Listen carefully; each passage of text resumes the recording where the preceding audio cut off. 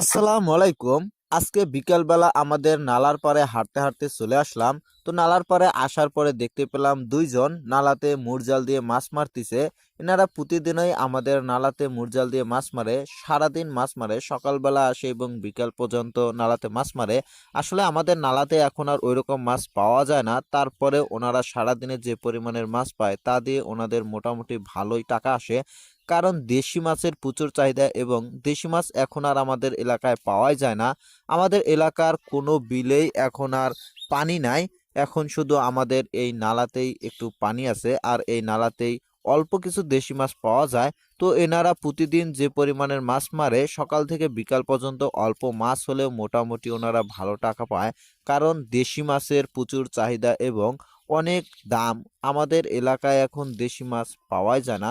তো এনারা প্রথমে মুরজালটা সুন্দর করে গুছিয়ে নিল, গুছিয়ে নেওয়ার পরে সুন্দরভাবে একটি খ্যাও দিল। আসলে এনারা খ্যাও দিয়ে সুন্দর করে মুরজালের ভিতরে হাতায়, কিন্তু এখন ওনারা বাড়িতে চলে যাবে, এ কারণেই ওনারা এখন জালটা সুন্দরভাবে ধুয়ে নিচ্ছে। আমার রিকোয়েস্টে একটি খ্যাও দিল।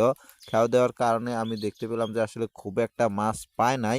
এনারা সারাদিন এইভাবে পরিশ্রম করে, পরিশ্রম করার পরে যে মাছটা হয় সেই মাছটাই ওনারা বিক্রি করে জীবিকা নির্বাহ করে। আসলে আমরা প্রত্যেকটা কাজকেই অবহেলা করি। এনারা যে মাছটা পায় এটা কিন্তু আসলে আশারূপ নয়। এনারা তারপরেও সকাল থেকে বিকাল পর্যন্ত একটা দুটো করে মাছ পাইতে পাতে বিকালবেলা দেখা যায় মোটামুটি ভালো অঙ্কের একটি টাকা পায়। কিন্তু প্রথমে যখন ওনারা আসে খেওয়ায় তখন তো মাছ প্রত্যেক খেওয়ায় পাওয়াই যায় না, কারণ এখন নালাতে পানিই নাই, মাছ কোথা থেকে আসবে।